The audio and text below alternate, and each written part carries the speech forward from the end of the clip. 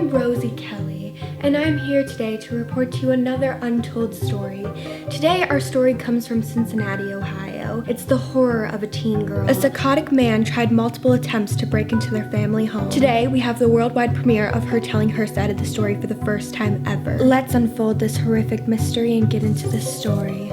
I would like to start this video off by telling you that I only had 4 hours of sleep and I still feel lit and ready to film this video. I am so excited for Shawn Mendes' new album. Hello guys, it's Kalista. It is me. I decided today let's try something new because that's what life is all about. I am filming a story time. The story we're going to be talking about is the time that someone thought it was a great idea to break into my house. It's gonna get lit. I don't want to make this intro too long, so make sure to give this video a thumbs up and subscribe if you guys like it, and let's just get started. So to start this story off, I live in a very big family-based community, but it's got sections within the community. It's like when you get the variety pack of Lay's chips and it comes with like Doritos and salt and vinegar. It's like that, I think. My specific section of my neighborhood in my town is known as the crazy part of town. We have the cops here like once a week, so if you guys want more story times on my neighborhood, just let me know. I don't know if in your towns you guys do this, but in our town we have like mom groups, mom neighborhood groups, mom Facebook pages, all the resources for all the moms. In one of the Facebook groups for our neighborhood, like our huge neighborhood, someone had wrote in there that around 2 a.m. their husband woke up because he heard a bunch of noise near their kid's room. He got out of bed and went over to his kid's room and he noticed that the window screen was taken off of their window. Whoever was doing it must have ran away before he got there because he heard him coming. They were letting the people in our neighborhood know that this was going on, to be on the lookout. About a week goes by and it happens to another family sort of near that house. I don't sleep. I have insomnia. I also don't speak proper English, so that's probably not the way to pronounce it. Not being able to say like half of the English dictionary is just a quirk of me, okay? So on a cold and stormy end of summer, beginning of fall night, I was watching Lifetime because Dance Moms was on, and Dance Moms is my favorite show on the entire planet. I was cleaning my room. I was just enjoying myself, being happy, watching Dance Moms, and I was doing my thing, and I heard a knock on my window. By the way, this happened in 10th or 11th grade, so about a year or two ago. My brother Aiden, my dad, and I are the most paranoid people you'll ever meet. You think I'm joking, I'm really not. So since we all have that habit, we have sensor lights. We have sensors on every window, every door. We have cameras everywhere. Also, my room at the time had a big bush in front of it. And there's like a heck of amount of poisonous snakes where I live. And I know snakes live in that bush. You would have had a call in a snake-infested bush to get to my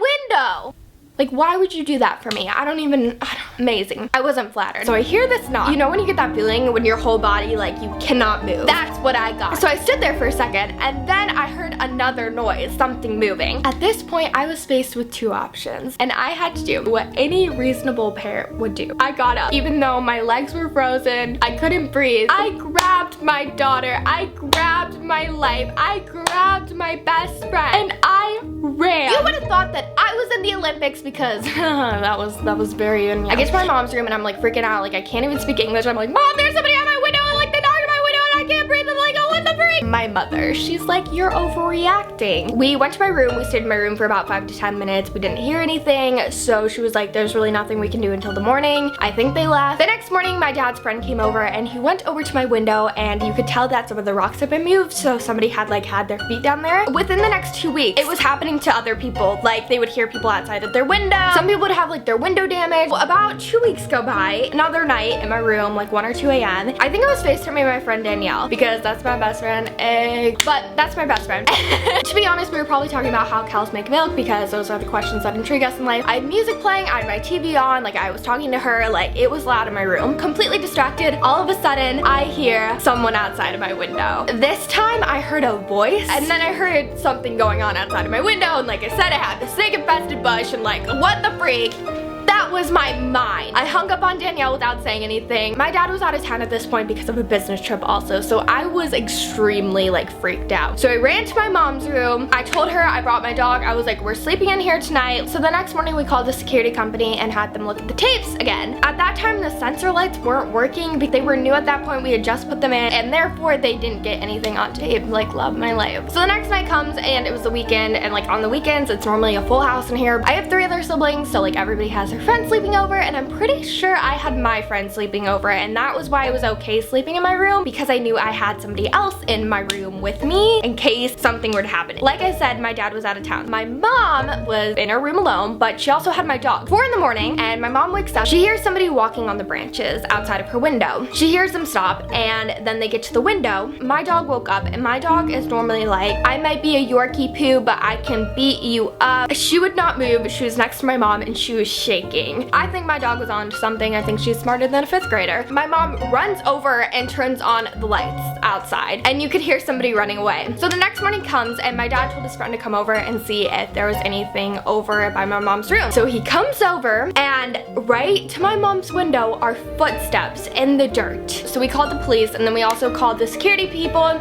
The security people rewind the tape, and they could see movement on the tape, so obviously somebody was there. We make a police report and everything. I feel like we're waiting for like a big plot, like a big story twist, but after that, the guy never came back. I think that he realized we knew what he was on to. He would go back to people's houses. Like, that was like a reoccurring theme, like, that people would talk about. Like, they would have it happen multiple times. I'm pretty sure what I remember happening and the way that it came to an end was he had done it to a family's house, and the dad had went out and had seen him. He had some things with them, and he chased him down, and the guy never came back, and he never did it to anybody's house. I hope you guys enjoyed the story time, and if you guys want to know more story time, I'll leave like a list of different stories that I could tell in the description, and if you guys want to hear any of those, just like comment, let me know. Make sure to comment and let me know if you guys have any weird story times that have ever happened to you. It's just fun to have a little storytelling session in the comments. Make sure to give this video a thumbs up and subscribe if you guys like it. Now I'm on my way to Red Robin because that is one of my favorite restaurants besides Chick-fil-A. I'm a big fan of Red Robin. Yum. Alright, but that's basically all. So thank you guys so much for watching, and bye guys!